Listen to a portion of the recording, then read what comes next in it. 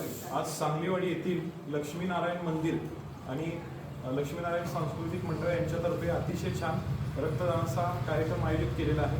त्यासाठी मी मजर Baraskar, director Baraskar academy, मला यांनी आमंत्रित केले, त्याबद्दल खूप धन्यवाद. माझ्या हस्ते काही हे सुद्धा वाटप केले होते सर्टिफिकेट. महत्त्वाच्या काही गोष्टी मी इथं सांगू इच्छितो की आज 15 ऑगस्ट रोजी आपल्या देशाच्या जे जवान आहेत त्यांनी बलिदान दिलेलं आहे, स्वतःचं रक्त सांडलेलं आहे. आपण कमीत कमी रक्तदान तर करू शकतो आणि नक्कीच आपण हे केलं पाहिजे.